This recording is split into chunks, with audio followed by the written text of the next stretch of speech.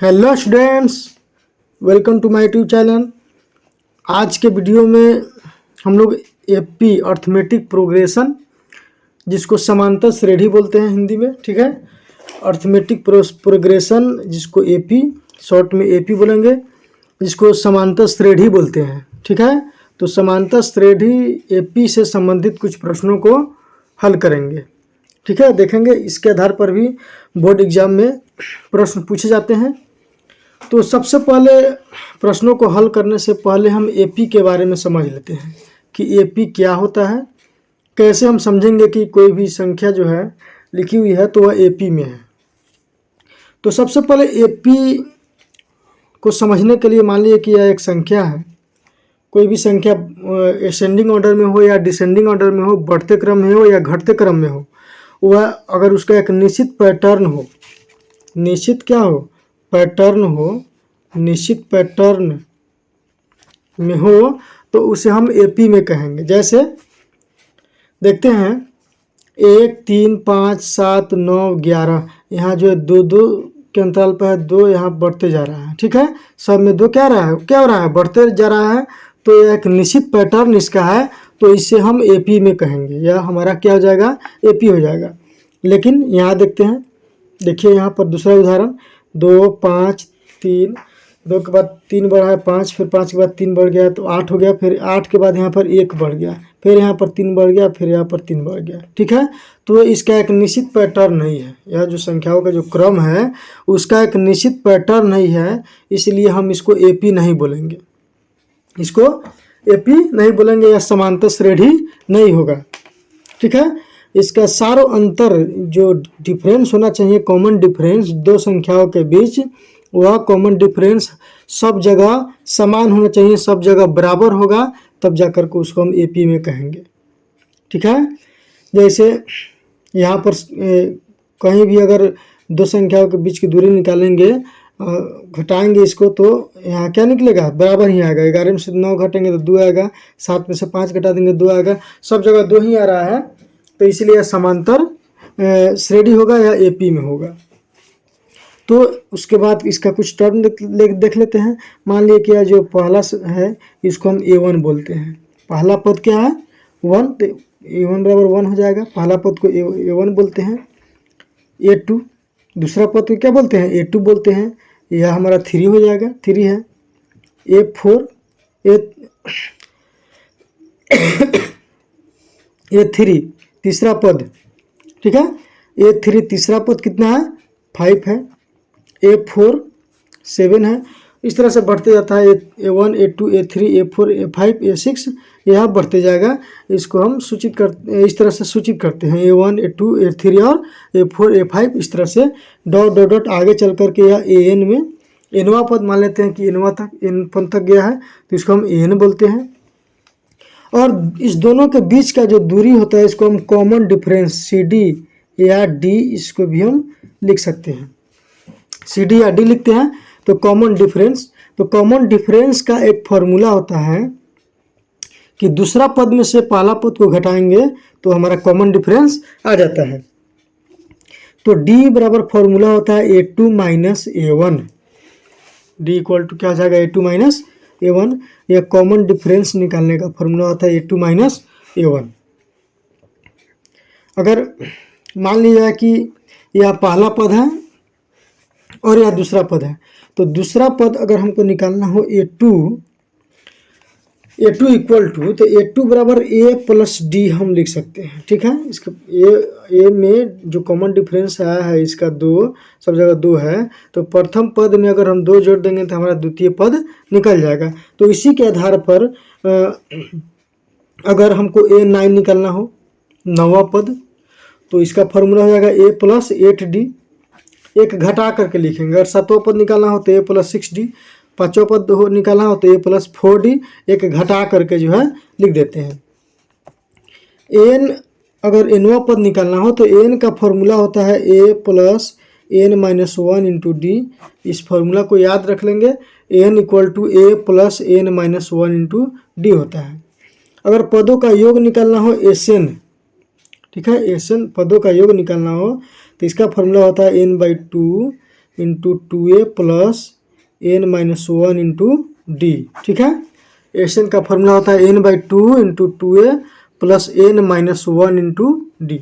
तो चलिए अब क्वेश्चन को देखते हैं क्या कर रहा है क्वेश्चन। क्वेश्चन दिया कि एक समांतर श्रेणी का चौथा पद 11 है, इसके पांचवें तथा सातवें पदों का योग 34 है, तो इसका सारो अंतर ज्ञात करना है। सारो अंतर निकालना है, इसका सारो अंतर क्या होगा। तो देखिए इसको हमने सॉल्व कर दिया है, थोड़ा सा आप इसको देख लेंगे। पहले हम माना कि एपी का प्रथम पद बराबर ए तथा सार्वंतर डी है। ठीक है, एपी का प्रथम पद क्या है, ए, और सार्वंतर डी है। तो प्रश्न से हम लिखेंगे कि चौथा पद इसका 11 दिया हुआ है। चौथा पद क्या दिया है, 11। तो चौथा पद A4 बराबर हो जाएगा हमारा 11। तो A4 को हम A+3D लिख सकते हैं। तो A+3D इक्वल टू 11 इक्वेशन, इसको हम 1 मान लेंगे। फिर दिया पांचवें तथा सातवें पदों का योग 34 है, अर्थात A5 plus A7 equal to 34। ठीक है, तो A5 को A+4D लिख देंगे और A7 को A+6D लिख देंगे इक्वल टू 34 हो जाएगा। ए को जोड़ेंगे तो 2A हो जाएगा प्लस यहाँ पर 10D इक्वल टू 34 हो गया। यहाँ से 2 कॉमन निकालेंगे तो यहाँ पर 2 हो जाएगा। यहाँ A प्लस यहाँ 2 5 10 5 से कटेंगे तो 5D हो जाएगा equal to 34। A plus 5D equal to 34/2, यहाँ 2 गुना में है तो इधर आके बटा में हो जाएगा 34/2। काटेंगे इसको 17 से, तो A plus 5D equal to 17 हो गया, इक्वेशन हमारा 2। अब इक्वेशन 1 और 2 को सॉल्व करेंगे हम। तो लिखेंगे समीकरण 1 तथा 2 को हल करने पर, समीकरण 1 है A+3D इक्वल टू 11 है, समीकरण 1 है, और समीकरण 2 क्या है, A+5D इक्वल टू 17, ये हमारा समीकरण 2 है। तो देखिए यहाँ पर चिन्ह जो है, चिन्ह समान रहता है, इक्वल रहता है, तो हम घटाने पर लिखते हैं। अगर इसको उड़ाना है, इसको विलुप्त करना है, एक को विलुप्त करना है, विलोपन विधि से इसको हल कर देते हैं। एक को विलुप्त करना है तो इसको, इसका जो चिन्ह है उस चिन्ह को देखेंगे, दोनों इक्वल है तो इसको घटाने पर लिखेंगे। अगर अलग अलग रहता है, एक प्लस में रहता और एक माइनस में रहता, तो इसको जोड़ने पर लिखते हैं। तो लिखेंगे घटाने पर, तो घटाने पर चिन्ह इसका बदल जाएगा, प्लस है तो माइनस हो जाएगा, ये प्लस है तो माइनस हो जाएगा, ये प्लस है तो माइनस होगा, ये कट जाएगा। तो प्लस माइनस माइनस घटेगा तो -2D इक्वल टू -6 हो जाएगा। माइनस माइनस घटेगा तो D इक्वल टू, ध्यान दीजिए यहाँ D इक्वल टू,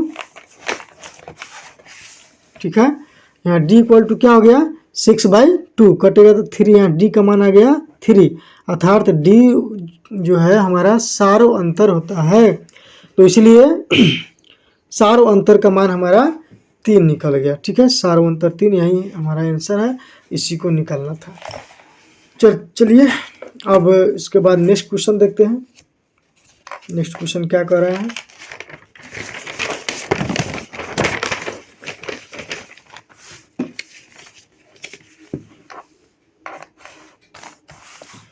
तो नेक्स्ट क्वेश्चन में थोड़ा सा उससे अलग है, इसमें 63वां पद निकालना है। ध्यान देंगे स्टूडेंट्स, देखेंगे इसमें 63वां पद निकालना है, थोड़ा सा उससे अलग क्वेश्चन है, इसको हम सॉल्व करते हैं। इसमें क्वेश्चन दिया है, यदि समांतर श्रेणी का 7वां पद 1/9 तथा 9वां पद 1/7 है, तो 63वां पद का मान निकालना है। चलिए इसको हम सॉल्व करते हैं। इसमें भी हम मान लेंगे, माना कि एपी का प्रथम पद इक्वल टू ए, माना कि एपी का प्रथम पद हो गया ए तथा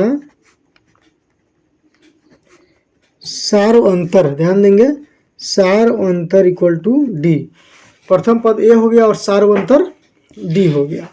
अब लिख देंगे प्रश्न से, ठीक है, प्रश्न से लिख देंगे। तो कह रहा है कि समांतर श्रेणी का 7वां पद 1/9 है, 7वां जो पद है 1/9, तो A7 इक्वल टू दिया है 1/9, तो 1/9 लिख देंगे। या A7 को हम A+6D लिख सकते हैं। A+6D इक्वल टू 1/9 हो जाएगा। यह हमारा इक्वेशन 1 हो जाएगा। अब कह रहा है कि नौवां पद 1/7 है। देखिए यहाँ पर नौवां पद कितना है, 1/7। तो A9 इक्वल टू 1/7 या A9 को हम A+8D लिख सकते हैं, 1/7 हो जाएगा। यह हमारा इक्वेशन 2 लिखेंगे। समीकरण 1 तथा 2 को हल करने पर, ठीक है, समीकरण 1 तथा 2 को हल करने पर, अब दोनों को देखिए लिख देते हैं, इसको हल करेंगे तो A+6D इक्वल टू 1/9 यह हमारा इक्वेशन 1 हो गया। और A+8D इक्वल टू 1/7 यह इक्वेशन 2 हो गया। दोनों को हल कर देते हैं, इसको भी विलोपन विधि से हल कर देंगे। तो मान ली कि एक को हमको विलुप्त करना है, तो यहाँ भी प्लस चिन्ह है, यहाँ भी प्लस चिन्ह है, दोनों का चिन्ह जो है समान है, तो इसको हम लिखेंगे घटाने पर, ठीक है। इसको क्या लिखेंगे, घटाने पर। यहाँ प्लस है तो माइनस हो जाएगा, प्लस है तो माइनस हो जाएगा, यहाँ भी प्लस है तो माइनस हो जाएगा। इसको काट देंगे, इसको घटाएंगे तो -2D इक्वल टू 1/9 माइनस 1/7। यहाँ -2D इक्वल टू, यहाँ 9 और 7 का एलसीएम हो जाएगा 63, घटाएंगे तो 9 से 7 माइनस 9, या -2D इक्वल टू हो जाएगा -2/63। ध्यान देंगे, -2/63 घट जाएगा, 7 से 9 घटेगा, 7 प्लस माइनस माइनस, माइनस का चिन्ह रहेगा, 9 में 7 गया 2, 2/63 हो जाएगा, या माइनस माइनस कट गया तो D इक्वल टू, यहाँ D इक्वल टू लिखेंगे 2/63 गुने 2, 2 से 2 कट गया तो D का मान आ गया 1/63, ठीक है। A का मान कितना गया, 1/63। अब D का मान इक्वेशन 1 में रख के A का मान निकालेंगे। अब लिखेंगे D का मान समीकरण 1 में रखने पर, ठीक है। D का मान समीकरण 1 में रखने पर, तो समीकरण 1 है A+6D इक्वल टू 1/9 जो है यह हमारा समीकरण 1 है। तो यह A+6 इंटू D का मान दिया है 1/63, तो यहाँ पर 1/63 लिख देंगे इक्वल टू 1/9। चलिए इसको काट के देखते हैं। 21 × 63, 3 दूना 6, कितना आ गया, A+2/21 इक्वल टू 1/9। ध्यान देंगे इधर, तो यह A बराबर हो जाएगा 1/9 माइनस 2/21, ठीक है। अब इसका एलसीएम निकाल देते हैं, तो 9 और 21 का एलसीएम कितना हो जाएगा, 9 और 21 का एलसीएम 3 × 9 3 से 21 हो जाएगा। इसका भी 63, इसका भी एलसीएम कितना होगा, 63 ही होगा। तो 9 7 63 7 माइनस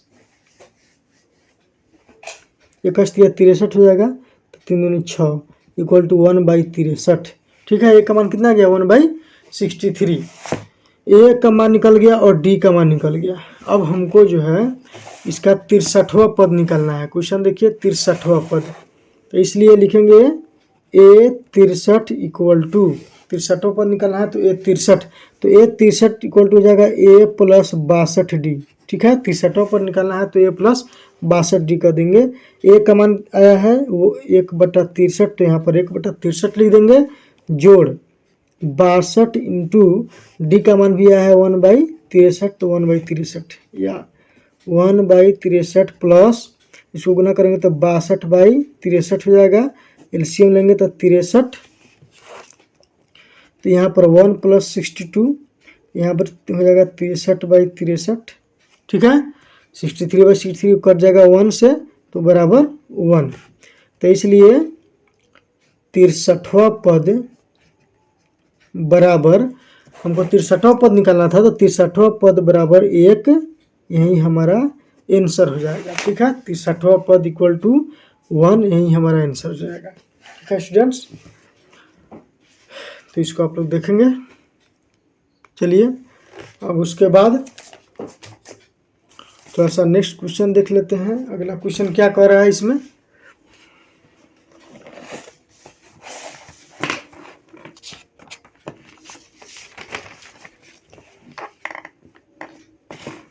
देखिए थोड़ा सा इसके आगे वाला क्वेश्चन देख लेते हैं। एक और क्वेश्चन दिया है, श्रेणी 2, 4, 6, 8 का 11वां पद की गणना करें। ठीक है, 3 नंबर क्वेश्चन देखिए, यह एपी दिया है, एपी का 11वां पद जो है, 11वां पद, इसको निकालना है। तो यहाँ पर सबसे पहले